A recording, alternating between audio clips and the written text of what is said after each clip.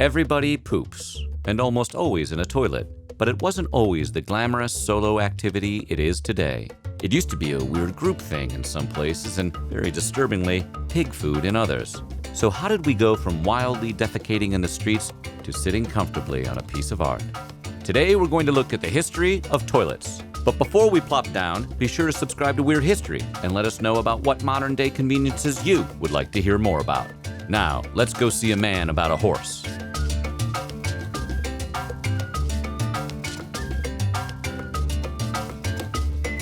The first known toilet and sewer system showed up on the scene in 2500 BC in northern India and Pakistan. Way ahead of their time, houses in the Indus Valley could, in theory, list a bathroom in the home listing with rooms dedicated solely for numbers 1 and 2, sometimes 3.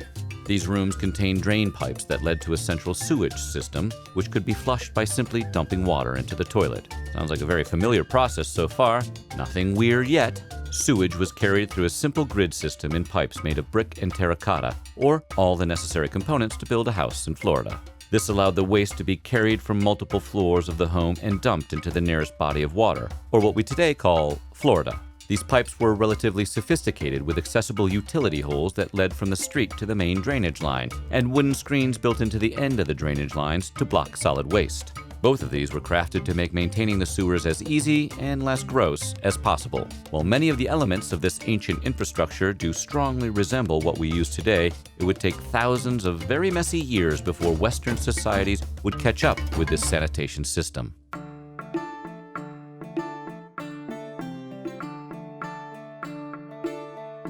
For a society that worshipped cats, it's only appropriate the Egyptians also used a bathroom like one. Ancient Egyptian toilets were designed specifically with water conservation in mind. They, in general, went hard on saving, believing in only using H2O with the intent to reuse it. With no running water in Egyptian homes, even with dedicated rooms in which to bathe, Egyptians would pour water onto themselves at bath time, which was collected in jars and reused for agriculture and gardening. The Egyptian 1% would perch their rich behinds onto limestone seats to relieve themselves into containers filled with sand, which would be cleaned out by the servants, or what today is called owning a cat. The lower plebeian class would also relieve themselves in pits of sand, but their poor garbage butts had to settle for a dumb wooden stool with a hole cut in the middle instead of a more glorious, non-splintery limestone. What a dump for a dump!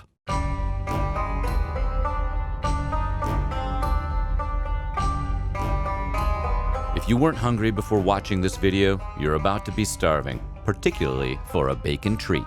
During the Han Dynasty in China, farmers constructed toilets that were directly fed back into their pig pens. Though these toilets looked similar to a traditional outhouse, there was one small difference. Rather than the waste feeding into a hole in the ground, it fed into the hole of a pig's face. The waste was routed into the pig pen, which the pigs, being pigs, would then consume as a light snack. Once this was digested, the waste from this human waste turned into pig waste would be used as fertilizer, thus eliminating the need for a sanitation system. Include that in a verse of the Circle of Life. Cowards.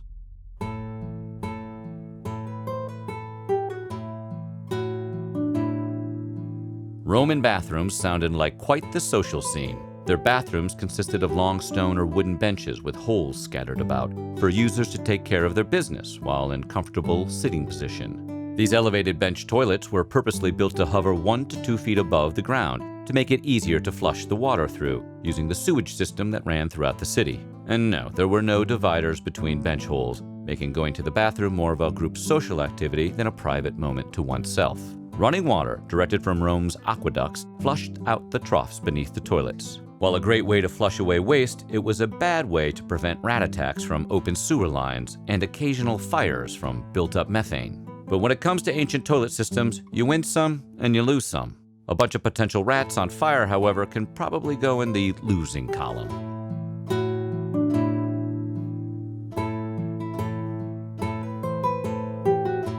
Medieval castle toilets relied on the magical power of gravity to do most of the heavy lifting of taking waste to a more desirable place, away from the castle. Castles were equipped with rooms dedicated for answering the call of nature, but they were called garter-robes, not bathrooms. Garter-robes were nothing to write home about, with very few bells or whistles. The humble garter-robe was a small room with chutes that led to a moat or communal cesspit for the dung to float away, or around the castle. If the point of the moat is to keep enemies out of the castle, a good addition to one would be floating poo as a deterrent for crossing.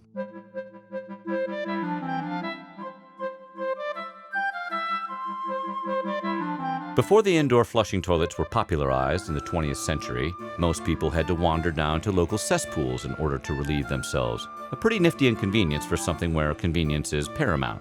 This could also be a potentially hazardous trip to take at night. So rather than march down to a lovely-sounding local cesspool, people would have chamber pots in their room.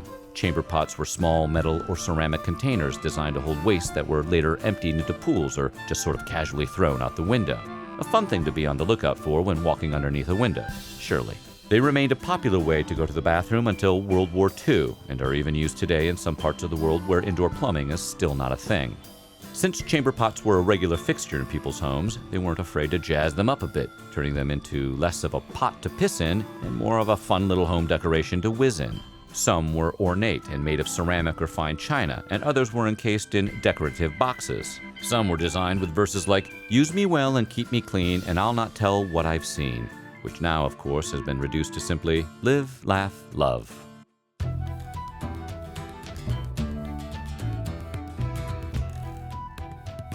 Sir John Harington was a controversial writer known for his risque poetry and political writings. He also invented a flush toilet in the late 16th century, as one typically does while writing poetry.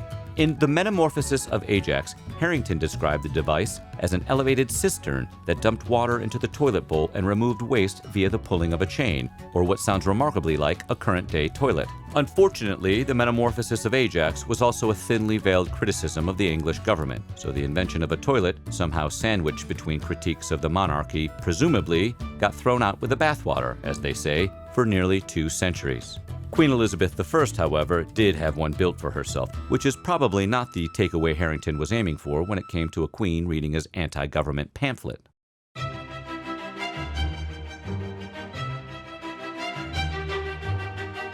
It wasn't until the mid-18th century when the flushable toilet was beginning to truly have a moment. Scottish inventor Alexander Cumming and English inventor John Brahma both developed the advanced plumbing devices that assisted in the creation of the modern-day flushing toilet. Cumming created the S-trap, which allowed the water to sit in the bowl and act as a barrier against the foul smell of sewage and gas, and also a popular source of drinking water for bad dogs. Though Harington technically was the first to invent the toilet, it was Cumming who held the patent. It was during the installation process of Cumming's design when Braham developed a valve with a hinged flap that sealed the water in the bowl. Thanks to these two advances in the design of the toilet, these babies began selling like hotcakes, with water closets growing in popularity throughout the mid-18th and 19th centuries. After World War I, all new buildings built in the UK were required to include an indoor toilet. We've come a long way from throwing our dung out the window.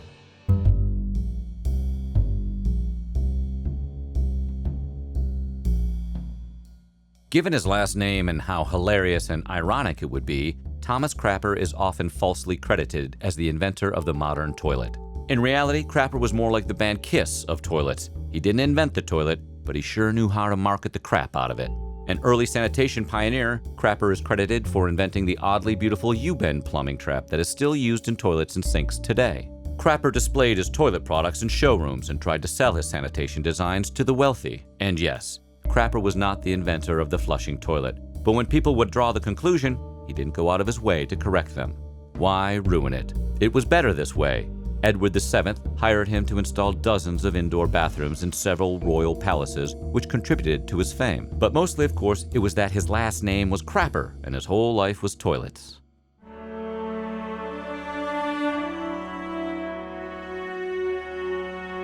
George Jennings, a sanitation engineer and auteur toilet inventor, was the first to propose the idea of installing public flush toilets throughout London. Jennings designed a series of toilets for use at an art exhibit in 1851 that cost a penny per use. Jennings' art toilets that cost money for use were a big hit, especially with poorer folk who couldn't afford a flush toilet of their own, but could afford a penny to use one. With these toilets being a bona fide hit, Jennings proposed to build public facilities at the Royal Exchange, a major commerce and business sector in London. The government ignored this idea at first, with the strange belief that nobody would want a public bathroom, claiming the results of several trial public bathrooms proved they were bunk. The Royal Society of Arts, the money behind Jennings' public toilets at the art show, installed a handful of test pay toilets around London soon after to see if it was a thing people wanted. The move ended up being a financial catastrophe, even if its heart was in the right place. In 1885, London officials finally came around on Jennings' idea several years after the plumber passed away. The first facilities were built at the Royal Exchange, but not by Jennings' company, which seems like kind of a real jerk move by the Royal Exchange.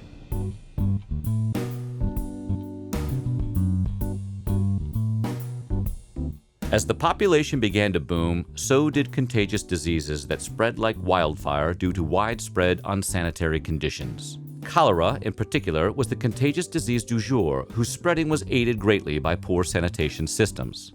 Because of this, the dry toilet was invented as a way to use the bathroom without water as the flushing mechanism, but rather it would divert waste or use covering material such as peat to absorb the liquid. First invented by an English priest named Henry Moule with a patent in 1873, he was able to get the design in schools and public hospitals in England and India, but despite cutting maintenance costs and eliminating odors famously associated with sewage systems, his design did not catch on. We can thank this failure today for all of our wet toilets.